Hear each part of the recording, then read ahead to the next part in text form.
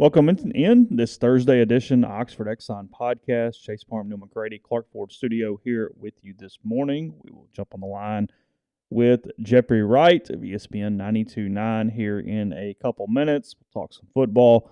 It is conference championship week. There's some other news going around as well. The Rose Bowl relented at the they waited to the very last minute, but they did relent around 5 o'clock Pacific time yesterday, something like that. We will have a college football playoff at 12 teams starting in 2024, it appears. So we'll hit all those topics and more coming up on the show. Show brought to you every single day by the Oxford Exxon, Highway 6 West in Oxford. If you're coming into town this weekend, if you're trying to shopping, headed out, fill up with gas, head in the convenience store, take advantage of the lunch specials. If it's during the week, you know those change every day. You get any size fountain drink and bread with your lunch special purchase. Also, just with the hot case, ribs, chicken, dessert, side items, plenty of items there at the Oxford Exxon and more. And again, coming to you from the Clark Ford Studio. We are, Clark Ford's in Amory, Mississippi, 662-257-1900. Call that number. Ask for Corey Clark. Tell Corey what Ford product you're looking for. He'll send you a quote within 15 minutes in business hours. Right to the bottom line. No hassle, no haggle. You get your quote. The rest up to you. You can shop that quote around. You can do what I've done. What I recommend that you do, let's hop into a Clark Ford today. 662-257-1900. Guest, including Jeffrey Wright, momentarily join on the Rafters Music and Food Hotline. Rafters is a great place for your Christmas party or gathering. They can accommodate parties of 10 to 500. Great food with a Cajun flair, holiday drinks, and a festive atmosphere. Call Jeannie, 601-842-0948 to request a catering menu and reserve a date. Get Jeffrey on here in a moment. Got to pull up Skype. It's actually there. How about that? There you go. Okay. Yeah, just look it up. Huh? I almost said his number out loud. No, it stopped. No, don't do that. I'm a little slow this morning. Yeah, probably not. Probably not the best idea to number out. No chance that anybody would harass him. Yeah.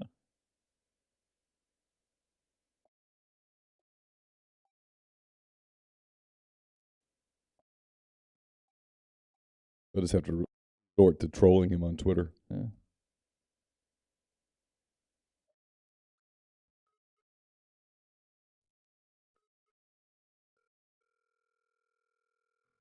Skype situation fixed here in a couple of weeks. It's going to be tone or anything anymore. Hey, call me on Skype. Oh, okay, gotcha. What I thought I did. I'm kind of. He means call his actual Skype username. I think that's what he means. Okay. You know what I mean? Yeah. I think that's what he's saying. Okay. So he's on his computer.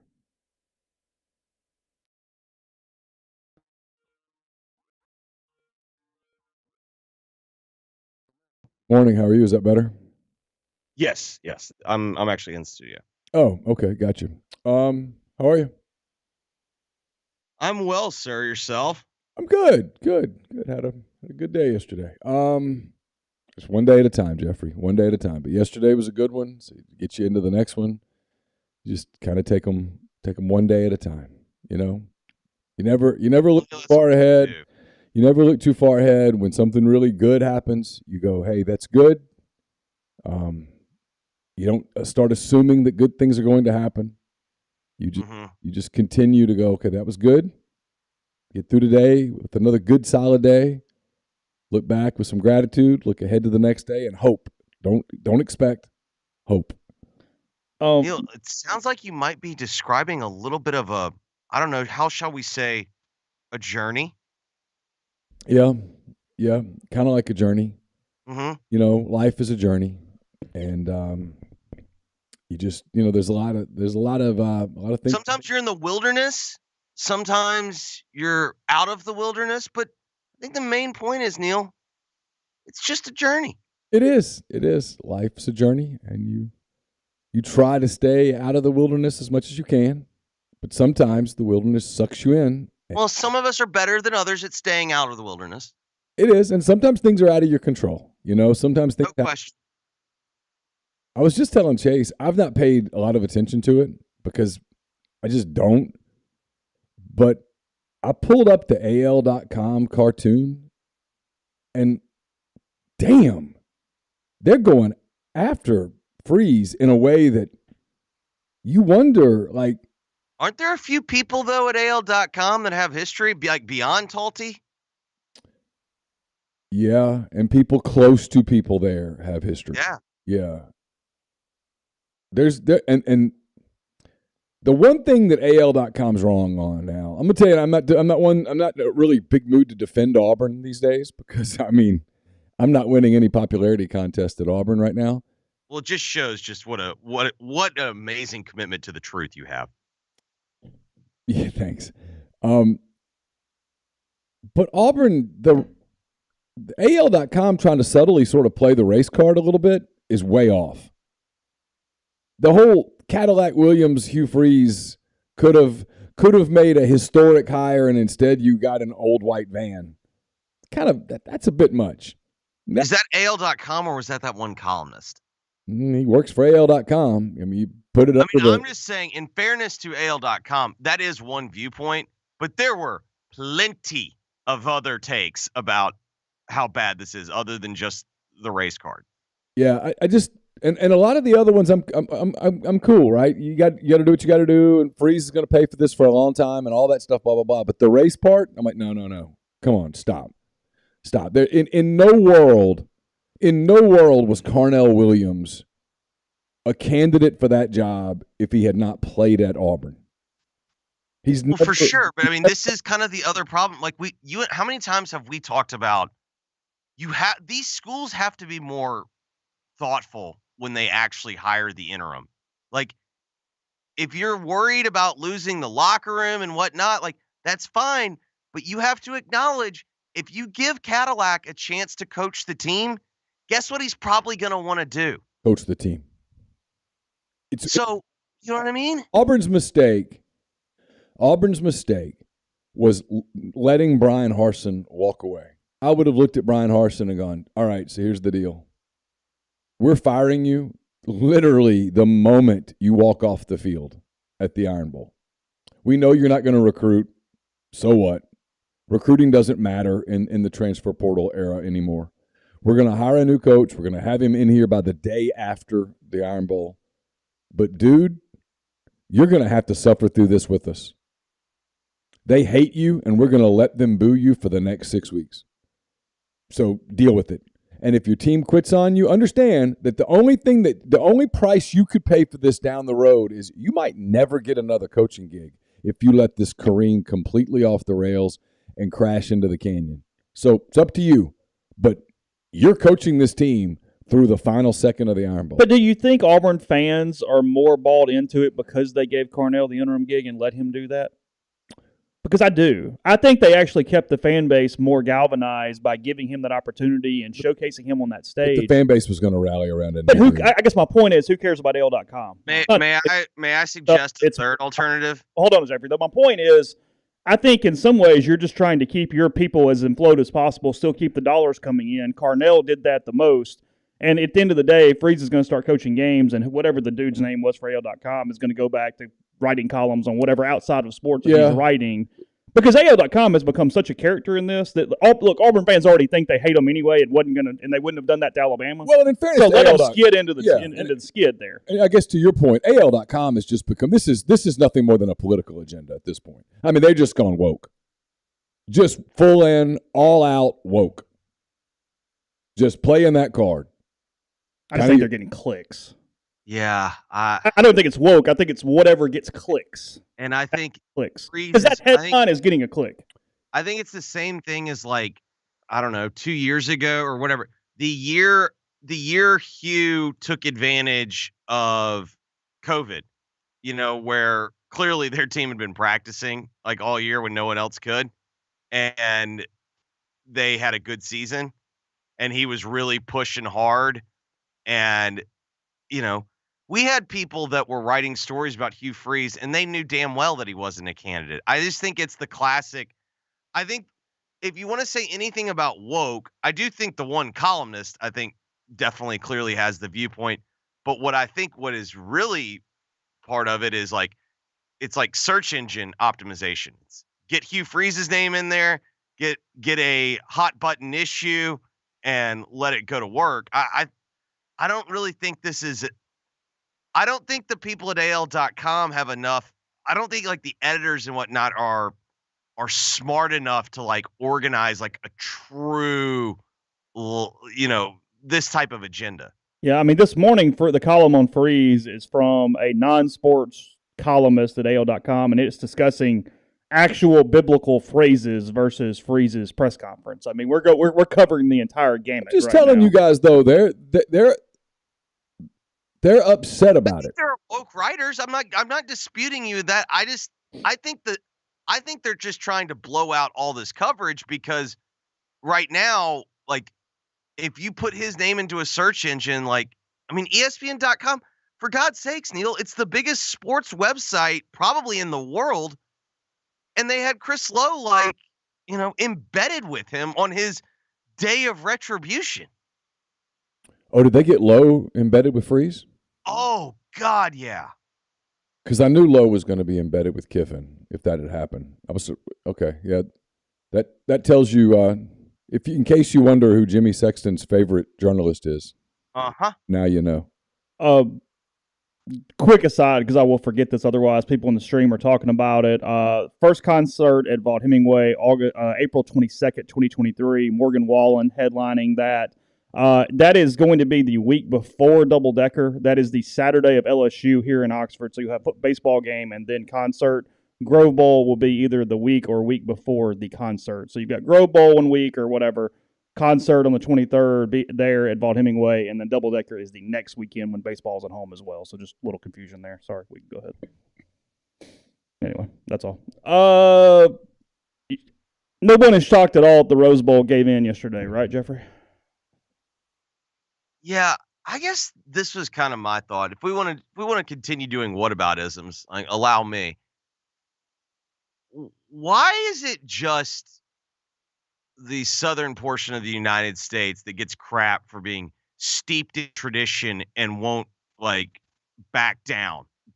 Like these people have ruined, like, say what you want about us, at least if it turns to making college football better or certainly making college football more money, like we will put down tradition at the drop of a hat. Like we'll do just about anything if we think it means making football a little bit better.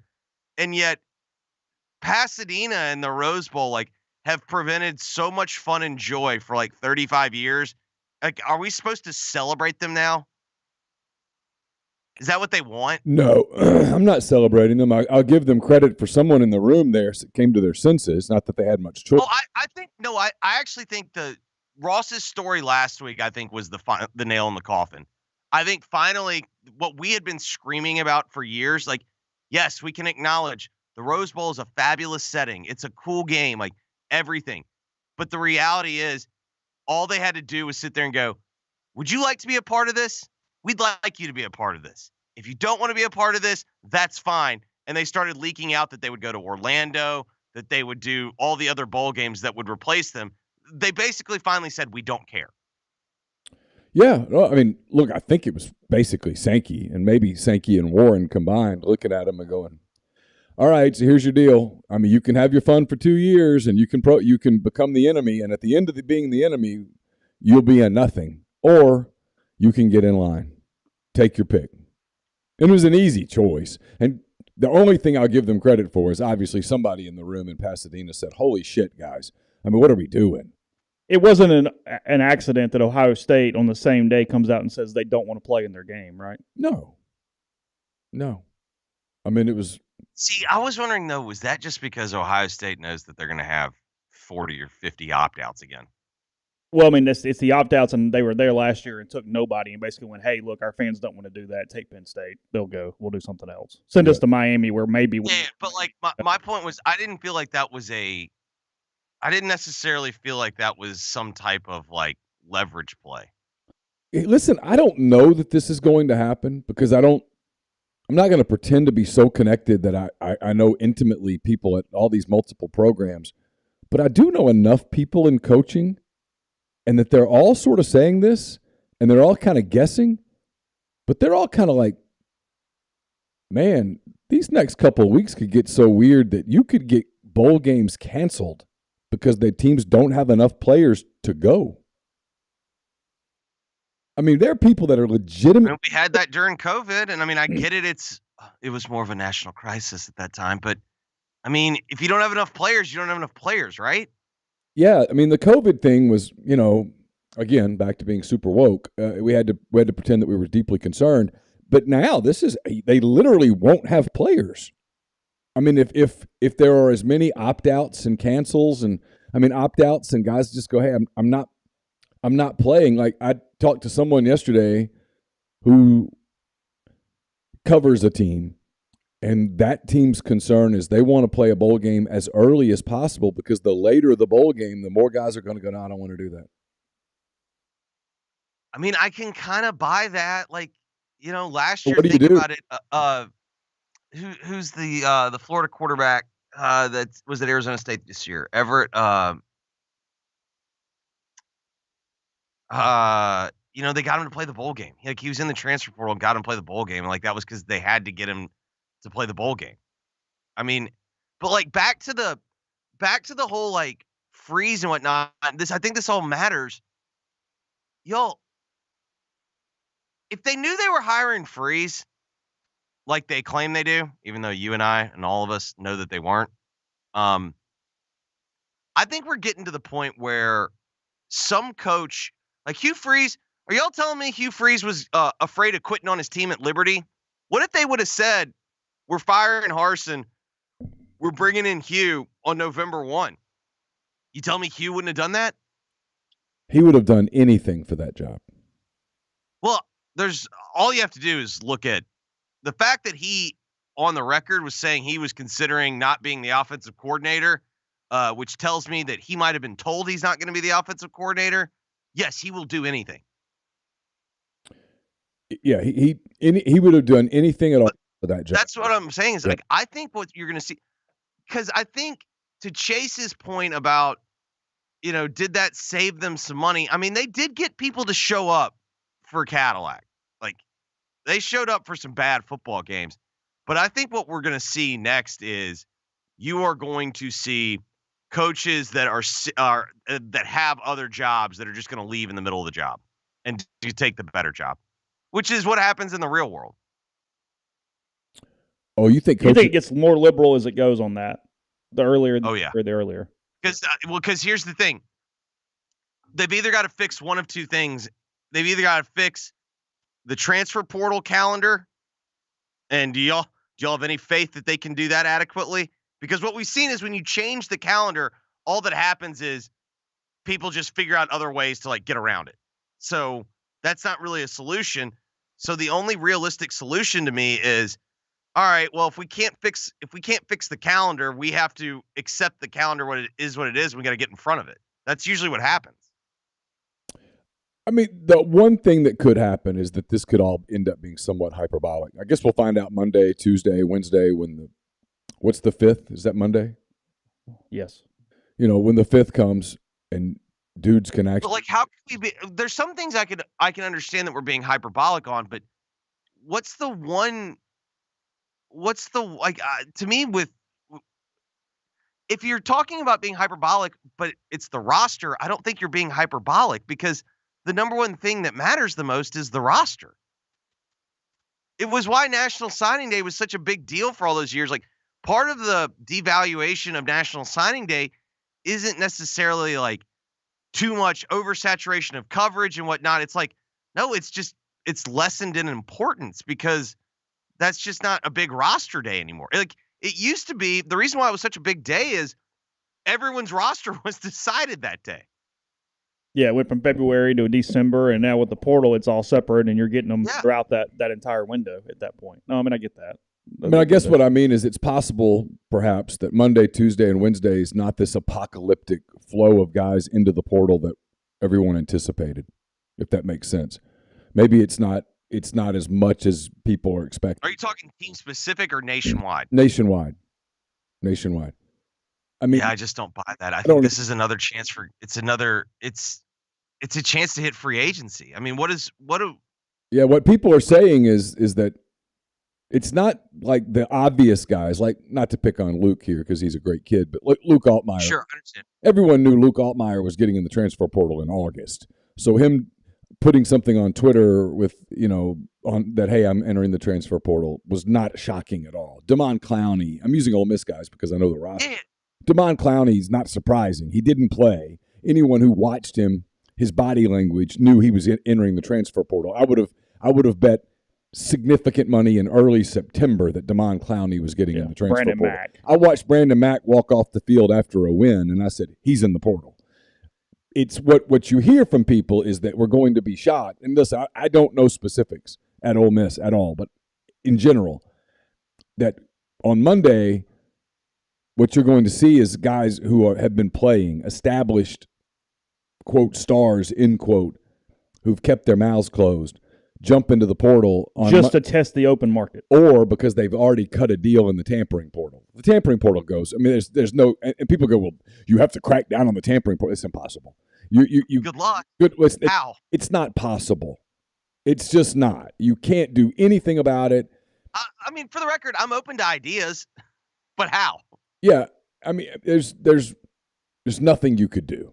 I mean, I guess the only way you could do it where it had any teeth at all is you'd have to punish the kid. And the NCAA is not punishing kids. They're just not. Yeah, my point is, like, everyone's like, well, you got to come up with these rules. Like, they'll figure out rules around, like, it'll be like, well, if you have contact, well, prove we had contact. Because really what we did was we got on freaking the PlayStation Network and started talking. Like, you know what I mean? Like, there's always just going to be ways around this. Yeah, stopping tampering is, it's impossible.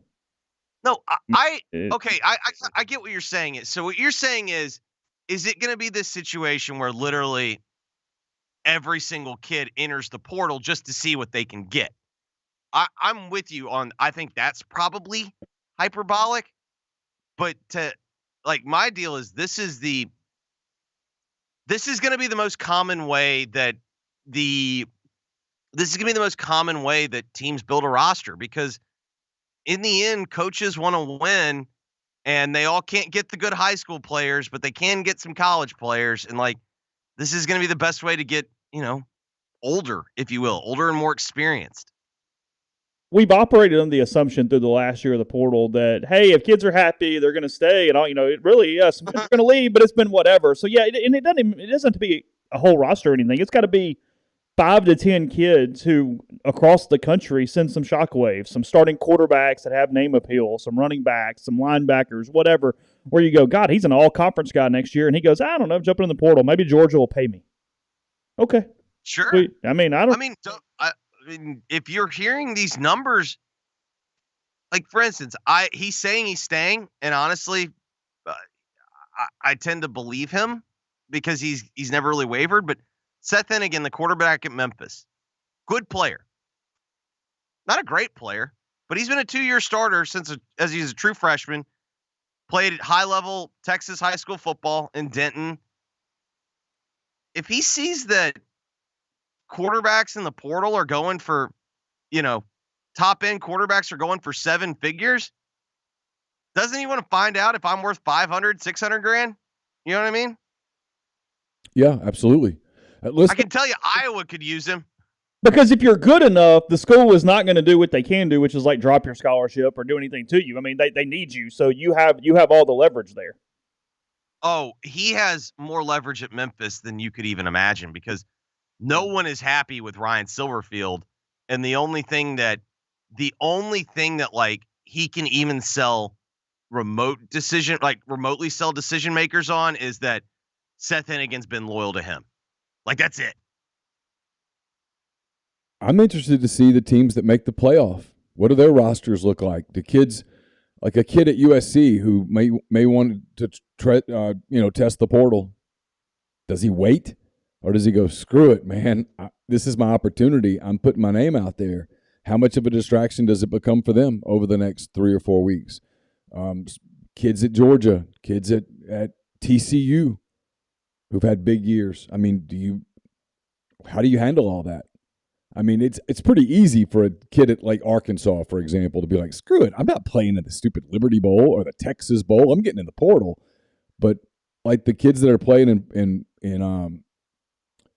the playoffs, or their teams are in the playoffs, but they're not playing much. Well, to your point, I think that makes I think TCU is super interesting. Although by all accounts, part of TCU's quick rise might all be related to the portal. I think if you're at USC, you're not really all that worried because you're probably at USC because they made the best offer to begin with.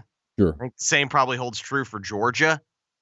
Now, to the point that you made in 10 Thoughts, and I certainly am not ignoring it. I've never met someone that made a bunch of money and didn't think they could make more. And more importantly, I've never met someone that has a high salary that didn't have people around him and saying, you could be making more. So, I mean, to act like that's not a part of the story, I think would be naive. Absolutely. I mean, if you're a star player who hasn't used your transfer yet, it can be awfully tempting, right? Well, I mean, how is that any different than a coach flirts with a job? A coach that flirts with a job and then all of a sudden gets a new contract. Well, it's in baseball. You see the guys sign the 8-year deals, but they got opt-outs. Yes. Opt-outs after 4. I mean, what do you think that's about? That's about your ability to, hey, if I think I could make more money in 2 years, I'm going to opt out and get more money. I mean, that's all it is. I mean, so it's unless you're obviously a St. Louis Cardinal, and then you stick with that. You stick with that player option because it's just that it's that special playing in St. Louis. It must be the whole Nolan Arenado thing is beyond. Amazing. It is beyond amazing. I mean, what a guy! It just makes you wonder. I don't know. Well, that they're paying him under the table? It makes you wonder what?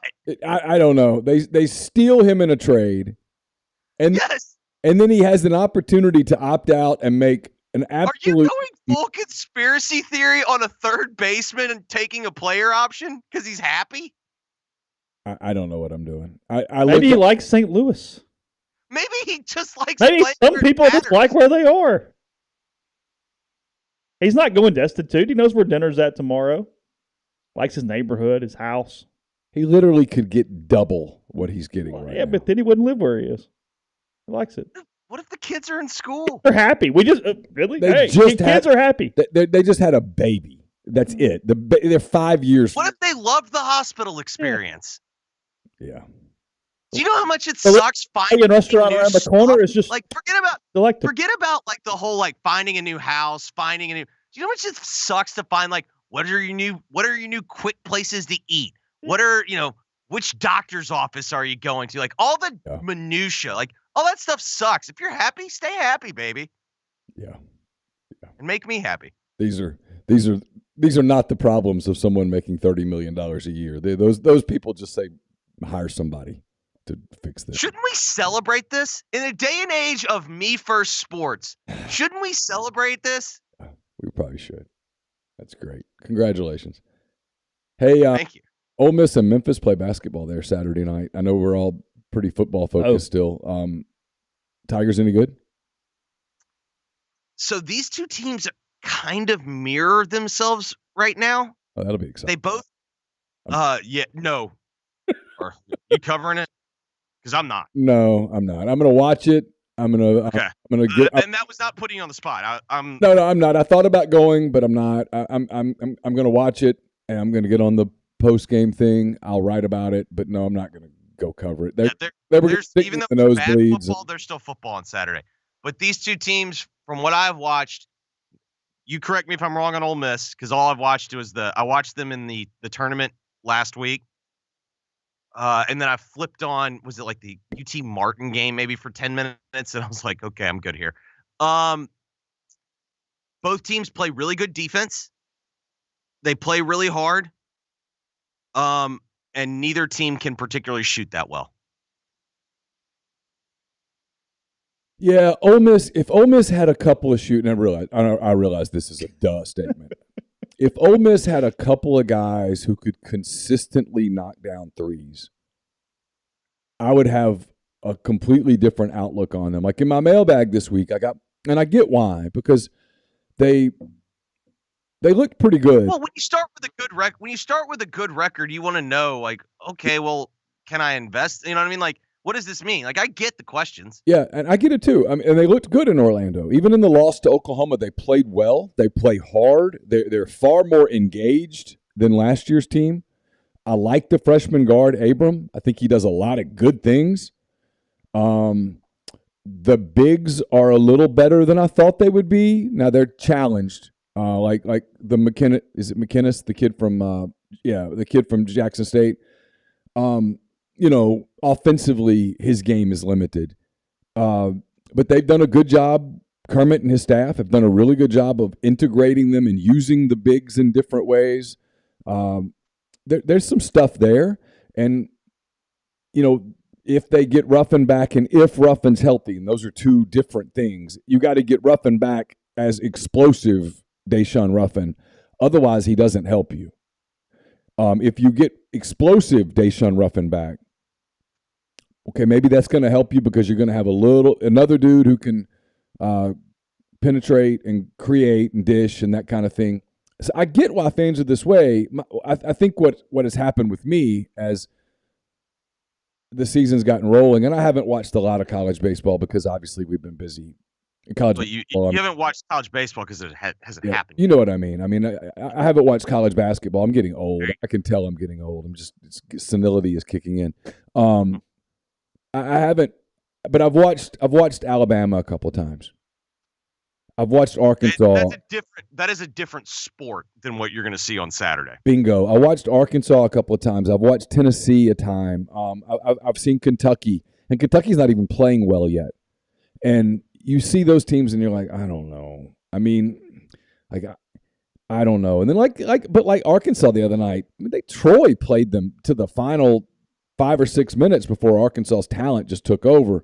But that's legit talent. Alabama's legit talent. I mean, that big, the freshman is so skilled. And the point guard, I think his name is Sears, is just he's a badass. I mean, they've got dudes, you know what I mean, in size and length. And I just don't, when I watch Ole Miss, I'm like, I don't know. Can you get into that spot where you're really, like, people are asking, can this be an NCAA tournament team? And I guess my answer is, I don't know. Is the league going to be good enough for the SEC to get 7 bids? Because if the SEC gets 7 bids, well, Ole Miss might be in that mix. But if the league's a 5-bid league or a 6-bid league, I don't see it. And then I know that gets construed as you're being negative and you're counting out a team before it starts. And look, we're going to find out here pretty quickly because their first 4 or 5 SEC games are all against good teams. And so if they come out of their first 5 games 3-2 or even 2-3, I might go, hey, watch out. This is interesting. But you could play well and get beat by Tennessee. You could play really well and go lose in Tuscaloosa. You could play well and get beat by Auburn. You could play fairly well and get beat at Mississippi State. Although what I've seen of them, I'm not blown away. But, they have an early trip to Arkansas. I mean, they've got some tough assignments where they could get out to a sluggish start and it's kind of over quickly. I don't know if I answered your question, but No. I mean, to me, everything you just described is the exact same way I feel about this Memphis team. The difference being, I think if the American is bad this year, but if it is still at least a 2-bid league, they have a much easier path to being a tournament team than what you just laid out. Because as you mentioned, if the SEC is a 7-8 bid league, well, now all of a sudden that makes the path a little bit easier for Ole Miss. Yeah. The path for Memphis is much easier because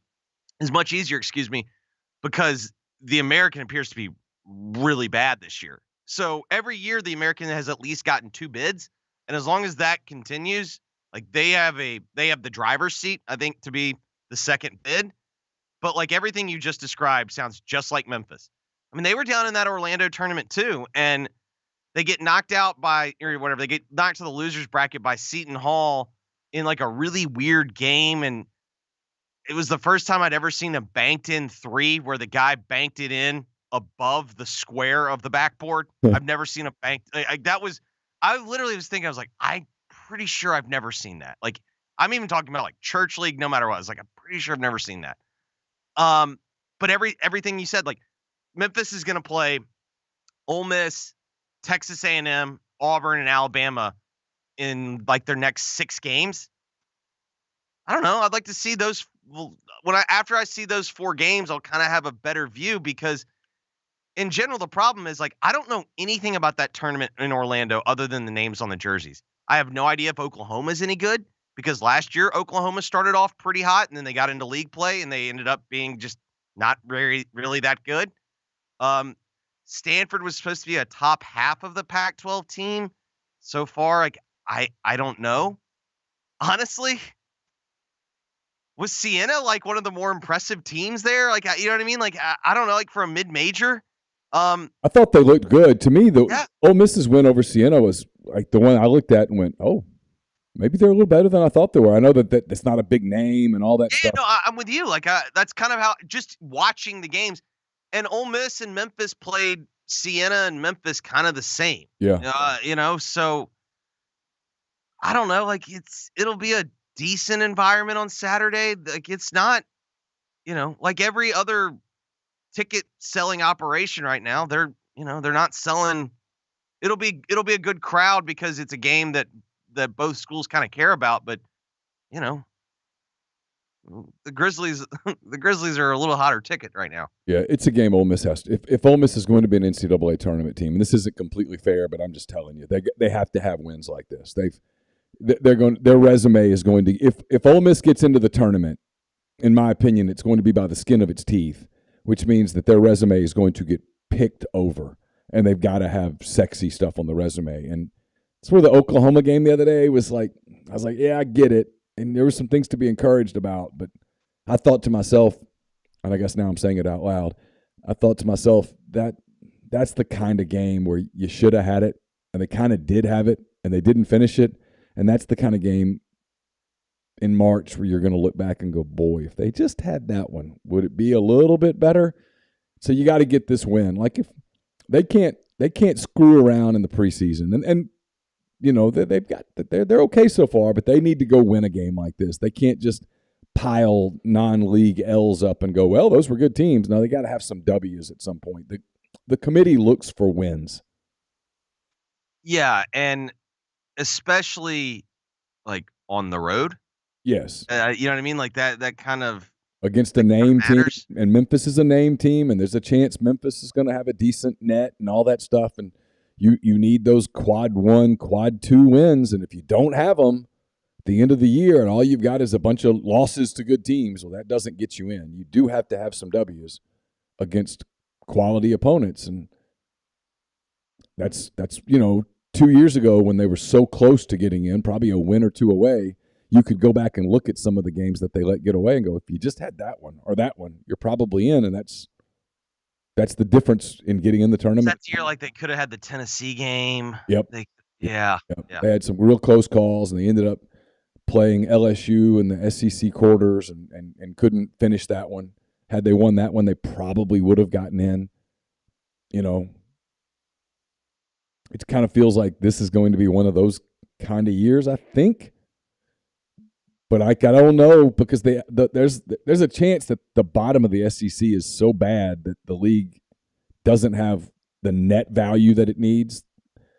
And so you get relegated to just 5 bids. And if there's just 5 bids, you can start naming those teams quick. It's Kentucky, Tennessee, Alabama, Arkansas, probably Auburn.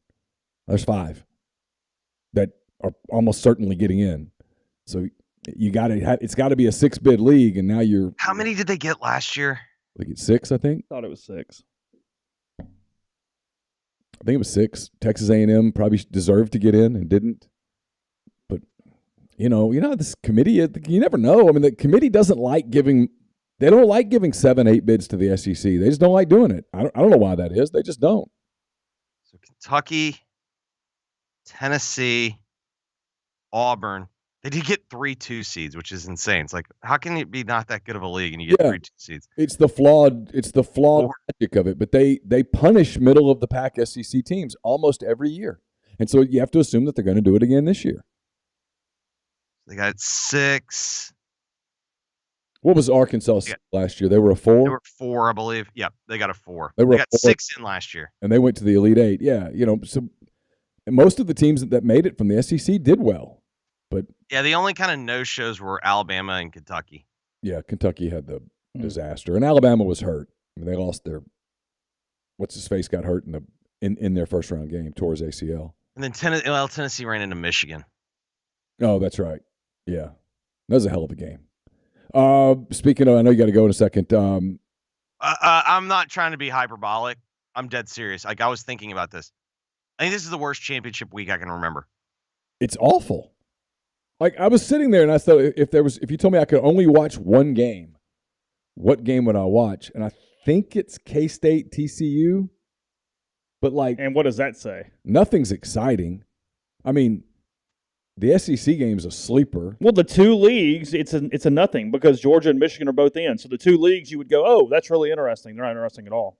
Yeah. Well, and honestly, the game that could wind up being the most fun game has no implications whatsoever.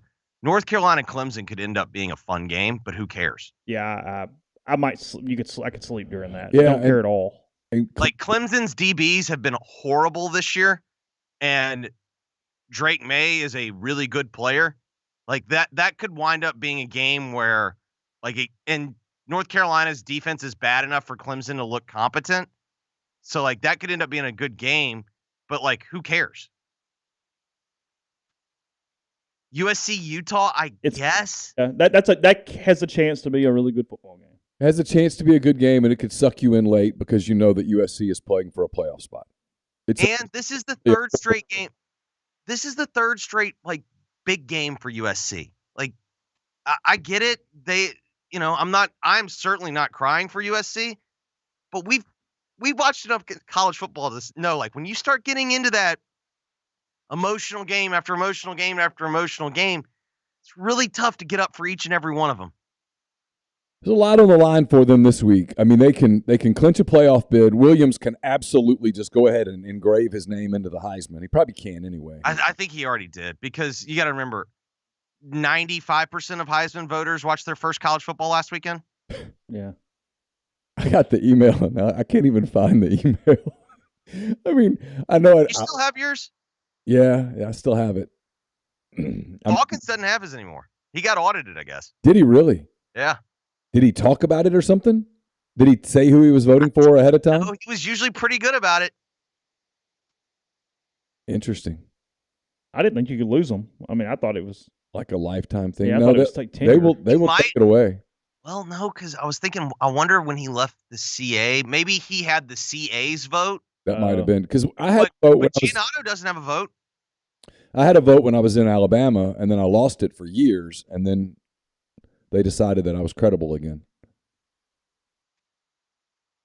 Which makes us, again, call into question the Heisman Trophy. Of course. It doesn't. Yeah. I don't even know. Obviously, I guess Williams would be one. I don't even know who I'd put two. I was kind of happy Hooker got invited, because I thought he was a big story of college football this year. Yeah. He deserved the invite. He's going to be on my ballot, I guess. Who's the third guy on the ballot? I mean, how cute do you want to get? I don't know. It doesn't matter at all. I like to think of it this way. Who are the guys that you cannot tell the story of college football this season without? Caleb Williams. Caleb Williams, to me, 100% fits. The problem with Michigan is, I don't know, they don't have a single pick the TCU quarterback. No, see, I would pick Quentin Johnson over Max Duggan. Okay. But I do think Max Duggan's kind of I think he is the perfect type quarterback. He's 24, he's tough. He's more palatable Stetson Bennett. You know what I mean? Yeah. Because I was thinking about this the other day. Is Stetson Bennett the least likable underdog in college football history? He plays for Georgia. Yeah. But it's beyond that. There's lots. I don't know, man. There's something about we are wired to always root for the underdog.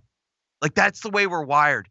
And I just find myself going, man, I can't stand this guy. Did he get invited? I don't think so, right?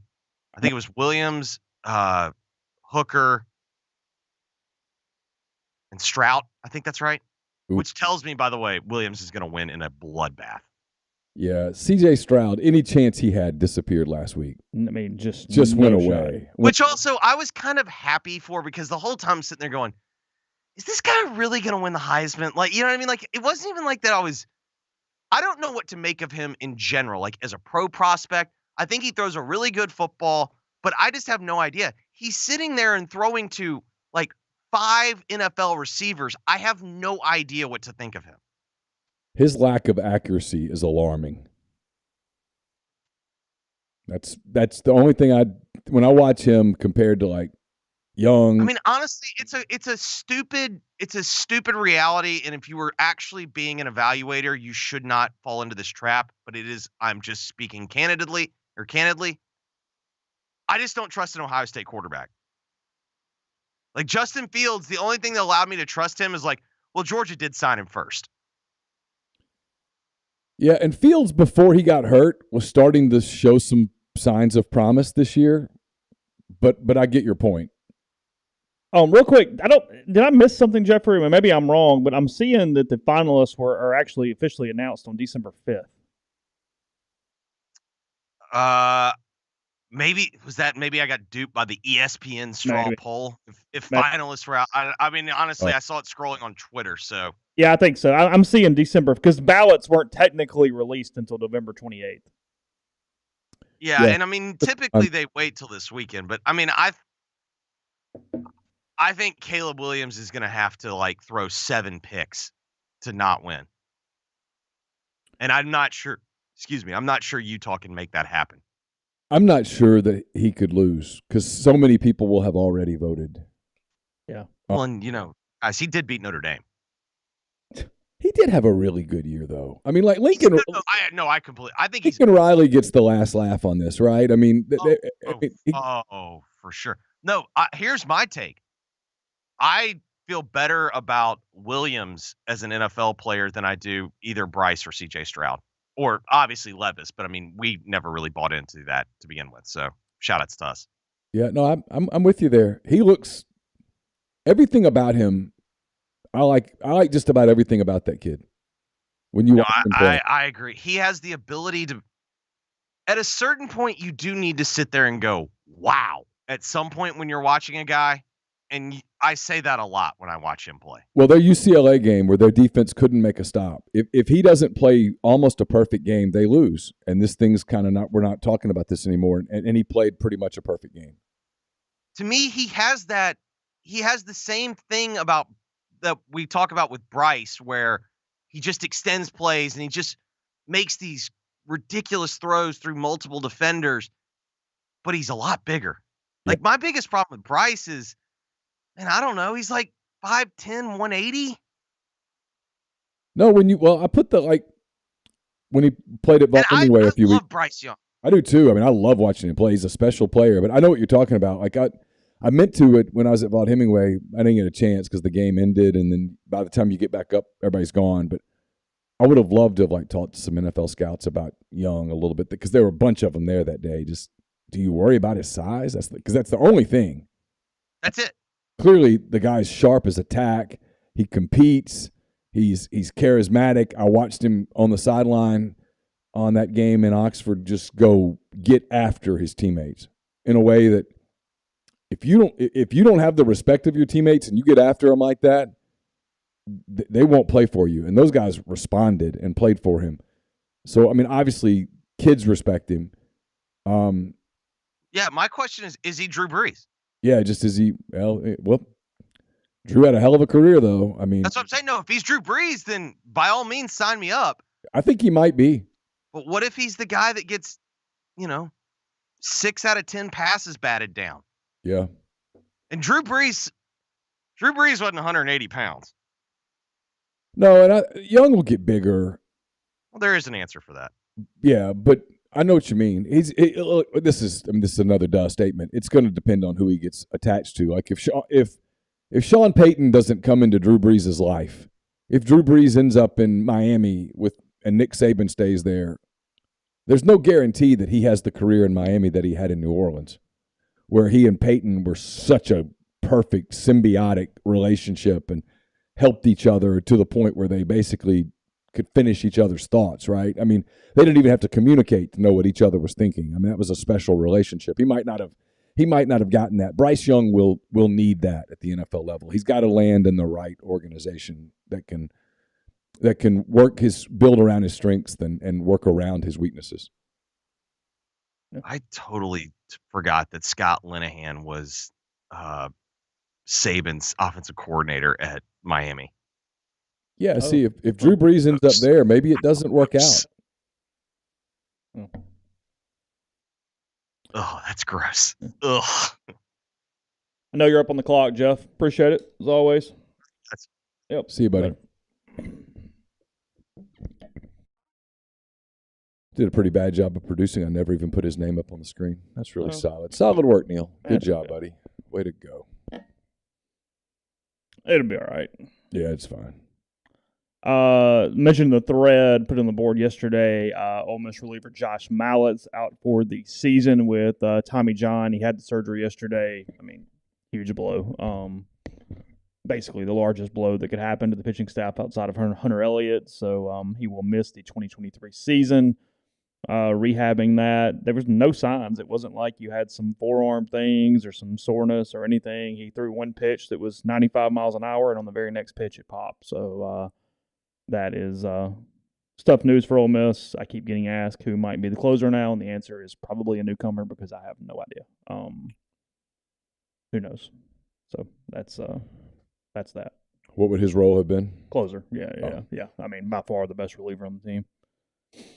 So, let's see. He was excellent during the postseason last year. A couple different things here I'm going to look at. The other thing, too, and I wasn't going to get back on the subject with the Auburn thing, is I wonder in some ways if they were trying to build back capital inside that organization. Because, frankly, the fan base, for the most part, I mean, to the point that the collective was holding money from Brian Harsin, kind of thought they were being ignored. And I think Cadillac coming in helped everybody sort of get back on the same page, especially if you were going to end up with a guy like Freeze. You almost sort of needed a palate cleanser, if you will, and a really good story to then get to Freeze in a way with a portion of that fan base, I feel like. So I think that I just wonder how bad it would have gotten had you let Harsin coach all the way out and then go straight to Freeze. It would have gotten bad. Yeah. Yeah. Mentioned here, we talked about in the opening, the college football playoff format switching to 12 teams for 2024. The rules on that are as follows. The 6 highest ranked champs get the automatic qualifier. So that's what you know is the Power 5 plus the Group of 5 top ranked team. That is a conference champion getting that other spot as well as an automatic qualifier. That does not, however, mean they are the top 6 seeds. Remember that. That just means they're in. Next 6 highest ranked teams get at-larges. After that, byes go to the top 4 conference champions. You do have to be a conference champion to get a bye. And then the first round, or the quarters, I guess as you would call it, would be at home field of the better seed is how they are doing it. So home games in that first round, and then moving to bowls for semis and the finals at that point. Those will be 4 electric games. I assume they'll play those games New Year's. That is my understanding. I think that's right. Because that would be why the whole kerfuffle yesterday happened. Where the Rose was protesting so vociferously? Yes. That means if you play them on New Year's, that means you're playing. And I guess, we would have a first round, then a quarter, then a semi, then a final. Right. The quarters would be on New Year's. Correct, yes. So the first round would be December 20th-ish? Sure. Conference championships first week, get 3 weeks. Yeah, something like that. Although they're talking about moving everything earlier. There's a little bit of talk of moving schedules up a week. Oh. Beginning of the season. Starting, at the end of August. Yeah. Yeah. That won't be hot at all. I mean, there's such an easy solution but it's not going to happen. It's. You about to say Nick's conference championship games? No. Nick's the bye game. They're not going to do it. Coaches like wins. Yes. So it's just not going to happen. It's the fight to the schedule. Although I think we're going to get some clarification on that. I think they're meeting in – I could have this wrong. I think the ADs and commissioners and everybody our presidents are meeting in January is the SEC, and I think at that point we'll finalize the 9-game schedule for whenever that starts. I think that's right. Because it's going to be 9. It's going to be a 3-6 format. It's going to be 9 league games. Yes, it's going to be 9 league games, and they're going to continue to maintain the one other Power 5 game because the TV people want that. And frankly, for the amount of money they're going to pay, they deserve it. So you're going to play 10 games against named teams. Yeah. Instead of currently 9. And then you'll play a group of 5, and then you'll play a purchase game, Central Arkansas. I guess some teams might not, but that will be the format for most seasons for most teams. Lane Kiffin will. Yeah, very much so. If the playoff were in effect going into conference championship weekend, and this shows you where, Ole Miss would have made it 3 times since 2014 into the college football playoff, 14, 15, and last year in 2021. Going into conference weekends, and because I got a point on this after I'll name the teams, your first-round games would be Penn State hosting Clemson, Ohio State hosting Tulane, Tennessee hosting Kansas State, and Alabama hosting Utah. Frankly, some duds given what has happened in a way. Like, you've got the group of 5 game, which is whatever. Nobody's overly interested in Penn State or Clemson as a team who could win the national title by any stretch of the imagination. No. Tennessee doesn't have his quarterback, and everybody just kind of wants Alabama to go away right now. So that would be that's about as bad as a first round could be, if we're being completely real here. It sucks. It's more football, but it's pretty bad. It's bad stuff. Tell me the games again. Penn State hosting Clemson. No interest at all. Ohio State hosting Tulane. Tulane would have to show a pulse for you to get everybody would be interested. waiting to see Cinderella, but expecting Cinderella to just be crushed. Yes. Tennessee hosting Kansas State.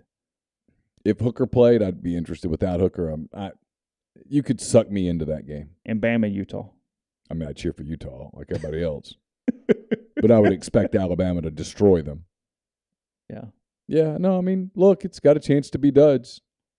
Georgia would play the winner of Penn State Clemson. Nobody's scaring Georgia right there. Yeah, I'm not. So far, I'm not turned on. SC would get Ohio State. Yeah, locked in. Now we get somewhere. Michigan would face Tennessee or Kansas State. Not if Hooker played, we'd be going, oh well, okay, let's do that contrast of styles in that game, and let's do that. And then Alabama would play TCU. Not really. And then scratch semis would be Georgia, USC, Michigan to TCU. Yeah, look, the only way it really works where people get super excited and don't pick it apart is if there's more parity. That's why the NFL's so good, right? Is that the 6th seed can win and has. Well, like we're sitting here like the Bengals last year and now starting to talk about it again this year, right? You've got a team like in the NFC, the 49ers right now. Where you're like, they could be interesting. The NFL's not a sure thing. You can't go, all right, well, we pretty much know who the championship games are going to be in the NFC and the AFC. No, you don't. It's not guaranteed at all that it's Buffalo, Kansas City. Not even a little bit. You can make arguments for other teams. The Chargers are starting to play better. The Bengals starting to pick up steam. You can make arguments for people. Because the NFL was even going for more parity by not giving that 2 seed a bye. Right. But I think it worsened the product. But what they were trying to do was even create more parity. Yeah. Another team has to win another game. Like a team like Philly or Dallas, whoever, has to win another game. Yeah. They inadvertently hurt the regular season a little bit and made it kind of weird. But I know what they were trying to do. But the playoffs will be full of games where you're like, oh, I could go a lot of ways, where you're interested in it. College hasn't gotten to that place yet. Maybe the portal gets them there. I don't know. Yeah. So it's fine. Yeah, that's what as it is. Tyler says, the one thing the 12-game playoff does for college football, in my opinion, is it makes the regular season more interesting. Oh, sure. It's the complete inverse of people go, oh, that game wouldn't have mattered. No, so many more games would matter. Sure. Ole Miss, Arkansas would have been like, hey, Rebels are in if they went out. It's the Ole Miss loss. Frankly, even to state, you go, hey, if we could win, could we get back to 11? Yeah, sure. The Ole Miss loss at Arkansas would have been big news. Yeah. As it was like, whatever. Yeah. And then, sure, let's play it out where Ole Miss loses at Arkansas like that. Suddenly, okay, if they beat State, can they get in? Yeah. And if they beat State, what else has to happen for them to get in? Yeah. Where suddenly you're engaged on games that you wouldn't otherwise be engaged on. And as it stood, the Egg Bowl was just it was full of people on Thanksgiving night going, just give me this every year, whatever that means. Because it's always a dumb game. Yeah. I mean, I didn't even think it was that dumb of a game this year. It was just a game. They got the late game, the late drive. If you're sitting there in Dubuque with turkey and whatever, you're getting the weird penalty that shouldn't have been a turnover. You're getting that. You're getting the 99-yard drive, the 2-point conversion. But if you had a 12-team playoff, it would have been interesting potentially for both teams.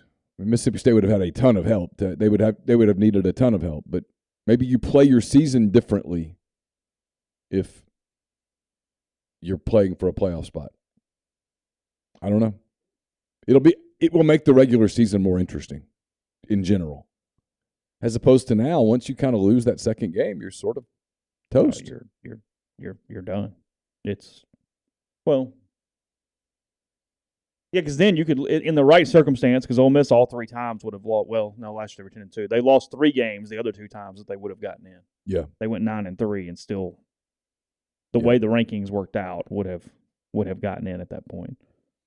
So, just because it's on everybody's mind, pointed out this morning that in 2026, when the World Cup comes to North America, mainly the United States, 48 teams are getting in, not 32. They're expanding the field, best I can tell, by 16 teams. I don't understand why.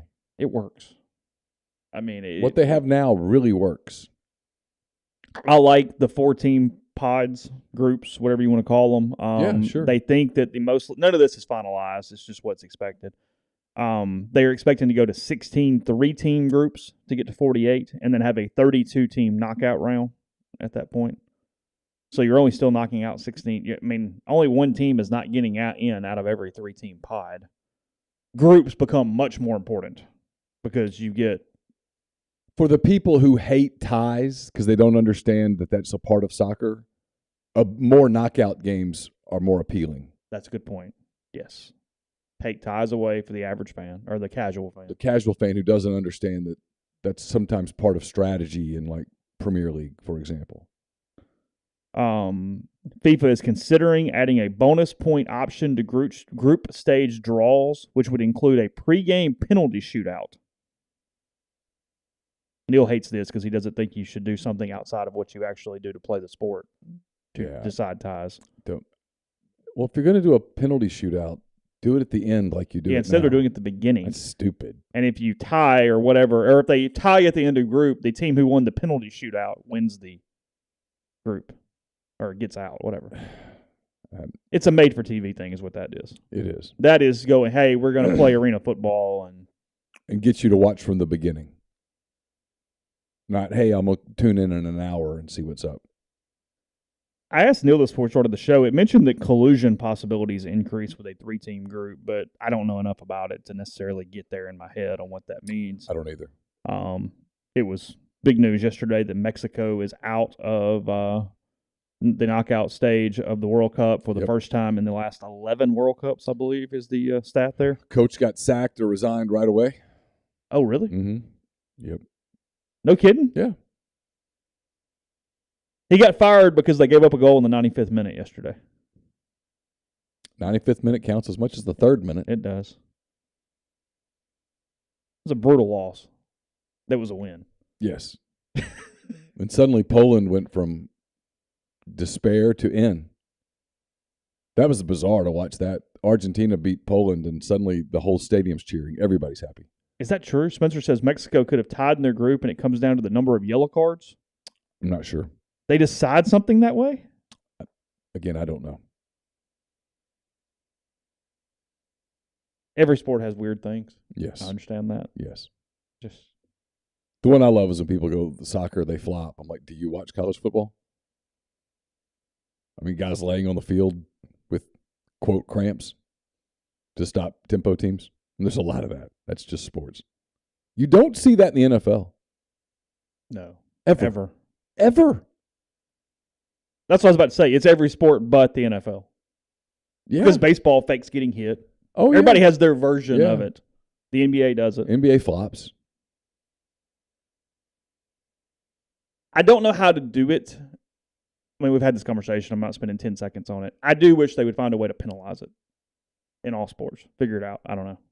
Not my problem, but penalize it. It's a stupid look. Oh, for sure. It's a stupid look. For sure. And sometimes it's just so obvious that guy's not hurt. Well, as we said, as I was watching, because like I said, I watched a good bit of U.S. England. I watched a little bit of U.S. Wales, and I watched most of the game against Iran on whatever day that was. Tuesday. Yeah. And I did see on Twitter, somebody pointed out, you don't see the flops in like the last 8 minutes when you need the goal. You know what I mean? Like suddenly they're up and running. It's almost like the football version of when the official is sprinting to get the ball down. Everybody's kind of moving a little bit. That's my favorite soccer thing, because I don't know shit about the sport at all, is when the other team goes and gets the ball for them to give it to them to go, hey, hurry up. Like, don't linger. No, here's the ball, really. Why don't you kick it back in? And that's part of the strategy. Let's go. If you have the lead, you're milking clock. It's you're taking your time. And if you don't have the lead, suddenly you're hustling. I get it. The Rose Bowl now has to pick Penn State, right? They can't take Ohio State after Ohio State said don't take them. No, you got to take Penn State. That will bump. That's going to bump Tennessee to the cotton. To the orange. No, it's going to bump Ohio State. You're right. To the Tennessee to the cotton. Yeah. So does that mean they play Tulane? Or does that mean Tulane we go somewhere else? Or UCF, whichever one. They'll play whoever. Yeah. That is in the Cotton Bowl, though, for sure. Yes. That is where that cycle runs through. That's my understanding. Okay. I know nothing about this, and I'm not about to speculate in any way whatsoever, but if you lived under a rock yesterday, Jalen Kitna, the Florida redshirt freshman quarterback, son of NFL quarterback John Kitna, was arrested on 2 counts of distribution of child exploitation material and 3 counts of possession of child pornography. He told police he shared 2 images on a Discord server. I don't know what that is. A subsequent search of his electronic devices revealed 3 more images of child sexual abuse material, according to police. You can read the story all over the internet. Where I'm stopping, but yeah, it's a no. Yeah, just no. Yeah, no. I'm good there. Saturday's 9 a.m. for the World Cup. Yes, is that correct? That's my understanding. When you did the World Cup preview show, a lot of people speculating about different teams that Ole Miss would kind of mimic. I know a lot of the messages were people talking about Denmark. They did not get in yesterday. They got beat by Australia and did not advance to pool play. Quite disappointing. Is it? Yes, devastating. Big deal. A lot of people had really taken Denmark under their deal there. Yeah. He does not ever get older at all. Al Horford agreeing to a 2-year, $20 million extension with the Celtics. Had a hell of a career. How old's Al now? 36, 37? Let's see. I'm sure it's in the story. We played on this back-to-back Florida teams with Billy Donovan. He's been around a while. Will Levis says he's not decided whether he's playing in the bowl game or not. He reported that yesterday, I guess, something like that. That's not a shock. If I'm Will Levis, I don't play. If I'm Bryce Young, I don't play. Why are you playing? What's in it for you? This ties him to the Celtics through his 39th birthday. So he's 37-ish. Yeah, that is the way they phrase it. Right, though? I mean, if you're Will Levis and you're getting ready for the combine and you're getting ready for your pro day and you need to be in the very best shape of your life, go ahead and get to it. Don't you go down to Florida or Arizona or wherever and start your training? Make sure your body is right when you go to the combine. Because they're going to pick you apart. You can't afford to. And Kentucky's playing in probably the Texas Bowl. Maybe. Like So yesterday I heard Ole Miss is probably Vegas or Texas. Whether that's true or not, I don't know. It's kind of the scuttle. It's going everywhere. It's The Vegas thing was pretty strong yesterday. But I was careful with it because if you say anything other than it's a rumor, people say you said it. And then if that's not where they go, people tell you were wrong. Relaying a rumor is just that. I can tell you that Missouri does not believe Missouri is going to the Vegas Bowl. What do they And think they're they going wanted to. They think they're headed to – they're afraid they're headed to Birmingham or Liberty, but they want to go to Texas. Makes sense. There is the thought out there that schools like the Vegas Bowl because it gives them a chance to potentially get more of their guys to actually play in the game. Two reasons. It's early. One, it's Vegas. And two, more importantly, it's early. Yeah. So you play on December the 17th. And you're done. You're done. You fly home on the 18th, and you're finished. They get all Christmas. They can go do what they want to do. Well, and you don't have to go through that. Here's the other thing, too. No coach is going to say this out loud, right? You won't get that bid until Sunday.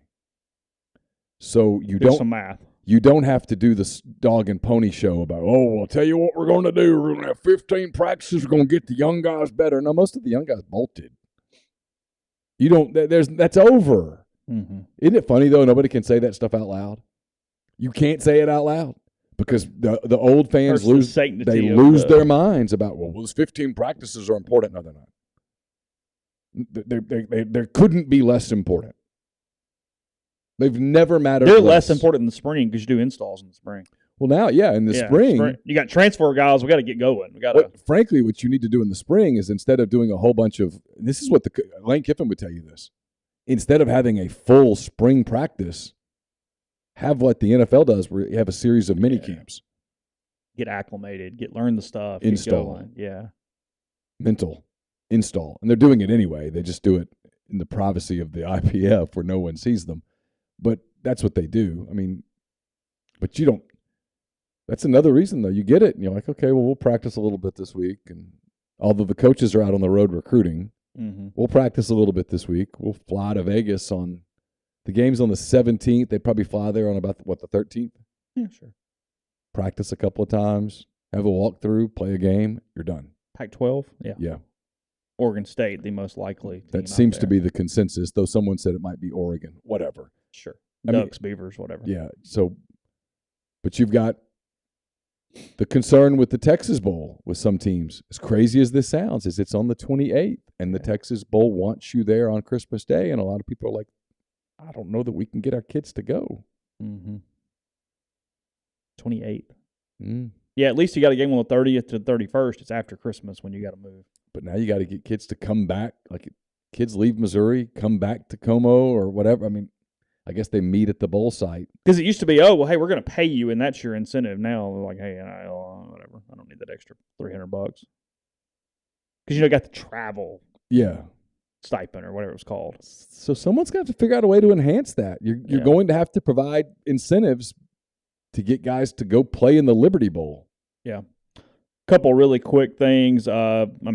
Congrats to him. We didn't even discuss it yesterday because there was nothing to discuss. But Ole Miss swept the Mississippi Awards. Quinshon Judkins winning the Connerly and Nick Broker winning the Kent Hull Award for Best Offensive Lineman.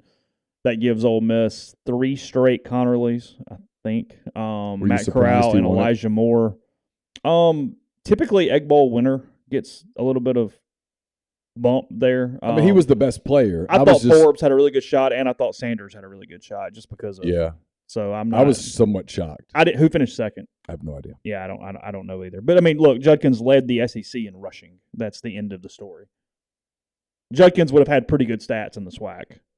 He would have. When do the all SEC teams come out? It's this week, isn't it? In next couple of days. I think it's Friday. Yeah, I think it's while they're there. So I think that's right. So they've won that. It was Elijah Corral. AJ won in 17, I think. So anyway. And then, and this might be a topic for later, Trent Dilfer, the new head coach at UAB, just 30 seconds. Did he get it? Yeah, he's in. Oh, cool. He replaces Bill Clark at UAB. Dion, Dilfer, I get polar opposites, but point being, because of the era we're in, you think we're going to see more of this celebrity kind of persona at schools who take some chances like that? Yeah, look, if you're UAB, why not? Yeah. Right? If it doesn't work out, okay, you just go get the next guy. Took a shot. Took a chance. He is thought of as a very bright offensive mind, very good with quarterbacks. probably knows enough guys from his camp thing to get guys in the portal. Maybe. Why not?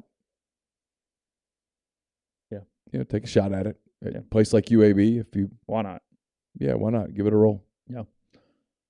Okay. We'll tell you what we're doing for the last show of the week. Honestly, Neal and I have not finalized that, so we'll let you know from that on social media, the message board, and wherever else. Make sure you always get the bell because you'll see our notifications whenever shows are there. Some of them we premiere and schedule, and some of them just go live. So as always, subscribe, hit the bell, so you have a better idea of when we are on air for that. So appreciate all you guys in the stream. We will talk to you again soon. Have a good day and take care.